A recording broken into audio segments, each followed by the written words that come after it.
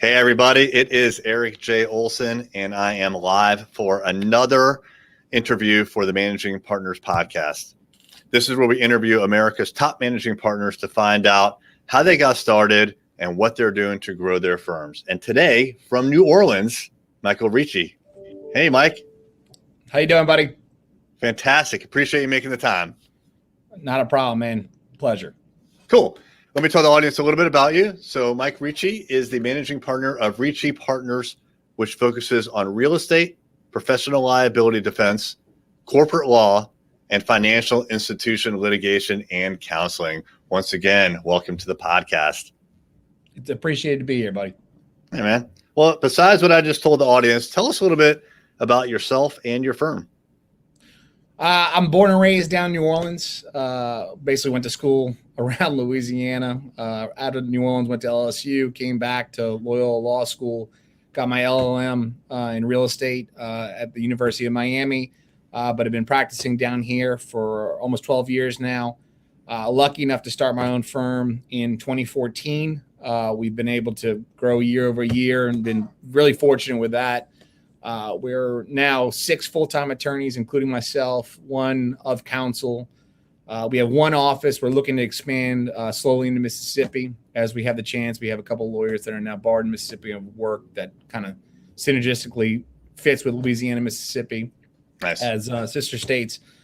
And we really focus basically on corporate law. You know, real estate has been a huge factor in my business. I got lucky enough to do a lot of work for brokerages and real estate agents in professional liability, which opened the door to a lot of connections for developers, banks, and different companies. And you know, one door begets another door, and just really helped us take off.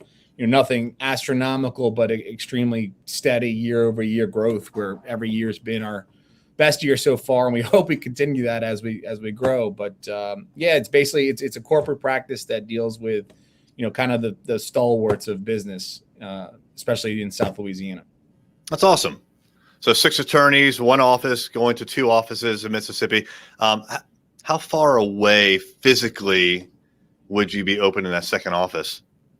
About an hour and 15 minutes. What we're looking at is, you know, over the course of the next year and a half, Gulfport, which is depending on the traffic. You know, if you're evacuating from a hurricane, it takes about 8 hours. If you're doing a normal trip, it's about an hour. Yeah. But it's you know, that's what our goal is. We've been really lucky to have a lot of clients that, you know, are not Louisiana specific, but they're regional. And we know their business, and we feel like we go in there. We've had discussions with them about expanding, you know, the work we do for them in other states, just on a general counsel basis, but also in the litigation. And I think that's something we could do. So yeah, just probably about an hour and 15 minutes, you know, change. Having another place, you know, it helps a lot to have, you know, just a base operations, as you're aware. You know, it puts roots in the ground for That's any right. form of place that you're having. So Yep. I know everything's a little bit more digital, and Zoom helps. Obviously, you know, as I told you earlier, you're great at troubleshooting these Zoom things. It's having feet in the ground is important still, in my opinion. Yeah, I agree. Boots on the ground is important, being part of the community. We were talking about your polo shirt earlier for kids, and how there's, you know, it's a charity that's local, and you get involved and you get to meet other people, which kind of leads me into my second question. How do you go about getting new clients? So the first and foremost way, and I know it's like kind of an old trope for attorneys, is referrals. Referrals is always the biggest thing on attorneys. You know, you do good work for someone, you know, it's a weird thing that happens with lawyers. It feels like it's almost, this is my lawyer, and people like to brag on their lawyers or just say this person will do a good job because they trust you. So, you know, starting off a long time ago, you know, you have someone, you do a good job for them, they're telling other people, especially if you're in a certain type of industry, it kind of grows off of that. And that opens doors to other industries at the same time period. So I think referral base is always important, because referrals are direct statements from people saying that you've done a good job for them in the past, you know, and that's always going to be, at least in my opinion, first and foremost in what we're doing. But other than getting your name out there, you know, putting yourself out in the community, joining groups, you know, I used to be a part of like a credit union. It gave me a really good insight, you know, as a board member to learn about, how these things operate, meeting the people on those boards who come from diverse backgrounds. It's getting yourself out there, I think, and making sure your associates and the people that are working with you as they're growing with you, it's not just you as a client base, everyone's their own client base, and having them do that. But then it comes out to marketing, and which is the hardest thing, I think, for lawyers, especially if you're not, a personal injury attorney, is figuring out how to best use dollars to market yourself online, in print, TV, and all those kind of things. And that's always, you'll constantly be learning that. I'm still learning that. We've tried multiple different things. Sometimes they work, sometimes they don't. But that's the third wave, I think, where especially which helps you expand greatly way outside your referral network. But it's also the hardest to really lock down and nail down. Yeah, I agree. I'm with you 100%. So when I first started this business, all the work came from my network. But after a couple of years, I realized that I had kind of tapped into that whole network, and the only thing that I could do was either expand the network or go beyond it, right? So, and you want to do both, right? But expanding that network is time consuming and whatnot. So, it's good to do both, but you can only do so much. Especially you're going to open a second office, you can't be in two cities at once. That's difficult. Yeah, well, and you need to trust the people that you're working with too. I mean, that's the biggest stuff, is that it can't just be you. You need to rely on your team to also be a part of it. To kind of take their network and bring it into yours and expand. Yeah, no, that's a good point. That's a great point, actually. Well, cool.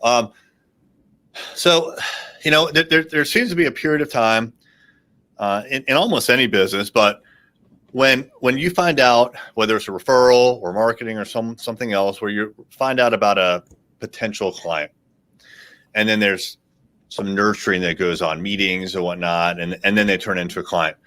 What are some things that you do during that period of time that you feel is a good use of your time and resources? And then also, how do you track all these things that you're doing? One of the things that's always been, I think, has benefited me well, or benefited me more than not benefited me, is just being upfront on especially that first impression and connection with people. People come, if it's litigation especially, people come in, I want to do X, Y, I want to, sometimes it's emotional, sometimes it's very corporate-like, but there's usually some form of directed purpose for it. And if you have the experience to know what these things generally turn into, being as upfront as possible to them at the beginning kind of starts a good baseline with a potential new client, because you could, I'm gonna try not to curse, but you could throw a lot of BS is the word to them about how well you're going to do. But what's likely going to happen is, if you don't do as well as you can do, or if it's not going to be, as clean or as straightforward or as quick, especially quick as they'd want, it's probably going to be a one-off case. You're not going to make a connection with these individuals. And so it's thinking about whether or not, do you need this work now, or do you want to develop and nurture a relationship for the long term? And that's what I at least try to do in my time. And it's hopefully, I think it's worked. The second thing is staying in touch and being available. I mean, it's look, especially if you're an attorney that's doing litigation or even transactional work, unless you're one of those people that, and it's great if you are, that's doing one or two files. You have one or two massive files that just take up all your time for a year, 2 years, et cetera. Then if you're in that boat, you're in your own world, and it's great because you have that high amount of work that sustains you, et cetera, and that becomes your day-to-day grind. But for a lot of attorneys, especially people that are growing, it seems like, there's a lot of things that are happening. You have multiple cases, you have multiple requests, you have multiple individuals asking information, questions. What do I do? What are we doing in this case, et cetera, and just being available. And it's hard because there's just so many hours in the day, but time is the complete value of a lawyer to their clients, and making sure that those people feel recognized, that they're not just being pushed aside once they come in and provide a retainer, and staying in contact with them either through email, phone calls, making sure they know that you're thinking of them, because you are. It's just sometimes you can't always get to them at every given minute, but to make sure they know, you're not getting pushed to the side. I do have to do X, but you are Y next in line, and making sure they know that you're focusing on them and what their problems are. That's great advice. I've definitely noticed that if if I have to ask my lawyer or someone else what the status is, it's usually because I haven't heard from them. I have doubts about what's going on. And certainly like in our business, if a client reaches out to us to find out the status, that tells me clearly we haven't communicated enough with them. Then I have this saying around here that communication is always the problem, right? And it's not that we don't do, good work. It's not that you don't do great legal work. Generally speaking, if we don't do good work, we're going to not go very far in the business world, right? All of us. But communication is that key thing. And so you need to make sure that you continue to communicate with your clients and let them know of all the good things that you're doing for them. Yeah, it's look, every lawyer that's trying to grow, that's growing a practice, that's doing it, everyone knows, there's a lot of stuff goes on day to day. Things pivot and change day to day. You got tons of stuff going on. Sometimes you feel like you can't manage it. And, sometimes, as a lawyer, you think, I wish my clients knew what I was doing on a day-to-day basis, for them and for a multitude of other people to make sure that this works. But, you still got to put yourself in their shoes. They're specifically coming to you to help out a problem. It could be personal, it could be business, it could be something extremely important to them. It could be not important, but they want to make sure it's taken care of appropriately. And you have to remember, you're getting paid money for your time on those things.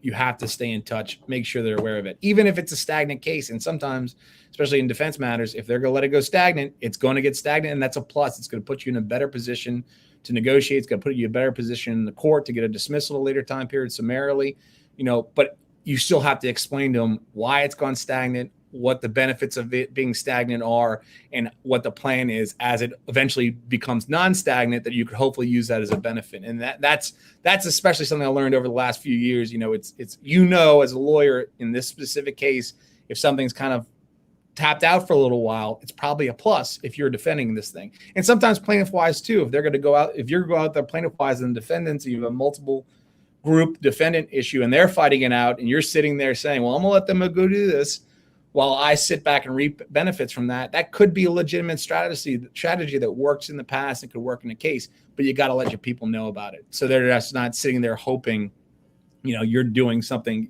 Let them in behind the scenes, because it's important for them to know about it. That's interesting. So even if there's effectively no activity going on, let them know that there's no activity, you're aware of it, and it's part of the strategy, right? And this is a good thing or it's a bad thing, but it's just a checking in, right? What have you done lately? It's not that, stagnation is a good thing in every single case, but there are times where, this is going to sit and it could benefit you in the short run. Just let them know, because sometimes things are going to fall off a little bit. A court may push something back 60 to 90 days where, there isn't going to be activity, because that's the log jam we have to get past for this case to really pick up. Let them know what's happening, and just like you said, keeping people informed. They're paying you money per hour. They're paying you in a contingency. They're paying you for your time in one way or another. They're part of the case. It's not just the lawyer. You need to make sure that they're a part of it with you. Love it. That's great. And going back to your future expansion into Mississippi, and I'm going to ask this question because I think there's a lot of managing partners that watch or listen that want to do what you're about to do. And I'm guessing you've kind of thought through the plans, maybe even looked at office space and whatnot. Do you anticipate that you're going to basically take your existing office and duplicate it, or are you going to have some sort of shared resources? What kind of level of support do you think that you need, either direct with lawyers or indirect with staff, paralegals, and whatnot in that new office? So I think to start off, and like I said, this is a 1 to 2 year plan as we're transitioning, because we're starting to do work in Mississippi on a regular basis now. And the plan is to slowly go in there, have a presence on the ground, et cetera. But I think on the beginning part of when we're starting, it's more of, we could do this from here as we slowly get our feet on the ground there. But, do I think that the goal is to have a permanent presence attorney or attorneys there? Yes. Do I think that we would need to have support staff that would start being there? Yes.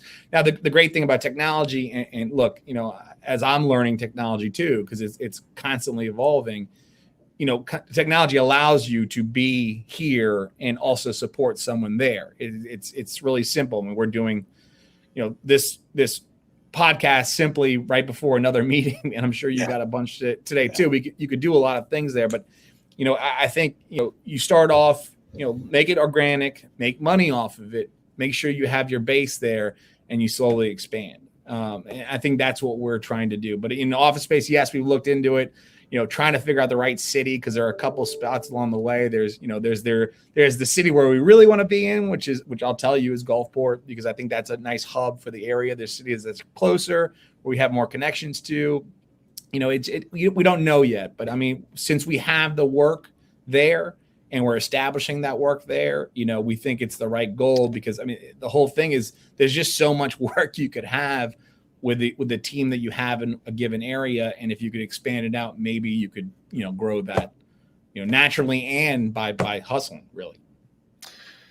I like the strategy. I mentioned briefly, I have a business lawyer here in the Norfolk, Virginia Beach area, and they've done exactly that. Exactly what you just said, which is start off just kind of like visiting an area, and then visiting for longer periods of time, and then they opened like a virtual office, and then they sent one of their guys out there, and slowly but surely, and that was their strategy, and it seems to be working very well.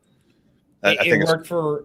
Oh, I'm sorry. I didn't mean. I just think it's a good idea to have like the strategy, like you said, and then when you're ready, execute each step. Yeah, growing this firm, it took so long for me to get another attorney, and then to get the second attorney after that took even longer. It's just gun shy, and then you're ready to go, and then you get another attorney, and it's probably a little bit too early. And you're growing into that. So it's just, you're learning as you go, but that organic growth is the biggest thing. And that's why, it's not like, I don't think of it as a plan to have X amount of attorneys, in a couple of years, but it's like a plan to where we'd have the work to support X amount of attorneys in a couple of years. And whether we have those attorneys, we don't, that's there, but is the work there to support that much for that growth, so you can make the determination as to growing or not. You have that business that's in existence, and hopefully that, if you need the lawyers, you can get the lawyers. You hopefully find great ones, but it's the work and growing that work that's the problem. And that might make it stressful for a short time period, but I think you reap the benefits as you grow organically like that. I think that's fantastic. Well, and I really appreciate your time. We're going to wrap it up here, because I think that was a really strong point that we ended on, how to grow and whatnot. If someone would like to reach out to you and ask more questions about your growth strategy, or maybe they have a referral for you, what is a good way to get in touch with you? Our website is always the easiest thing. Ricci Partners, LLC.com, RICCIPRTNERS, LLC.com. You got the typical stuff in regards to the website. You have an info box. You can get my email address. Shoot me an email. If you need to get in touch with me, I'm pretty accessible. Shoot me an email directly, shoot info an email directly, and I'll be in touch quickly thereafter. Awesome. Thanks so much. All right, everybody. If you would like to check out more episodes like this, you can see our entire backlog at arraylaw.com/podcast. We are also on all of the podcasting platforms where you'd expect to find podcasts: Apple, Google, and many, many others. Also, if you're looking for digital marketing for your law firm, that's what my company, Array Digital, does. You can find us at arraylaw.com, and we explain our services, which are website design, SEO, online advertising, and social media. Mike, appreciate it. No problem.